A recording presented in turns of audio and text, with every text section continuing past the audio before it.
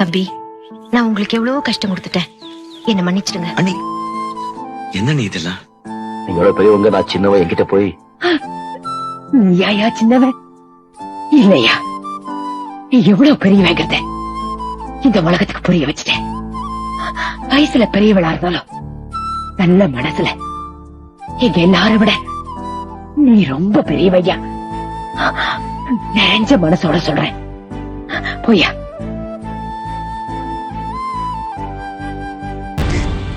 இன்னும் ஒரு வார்த்தையோட யாரும் பேசக்கூடாது.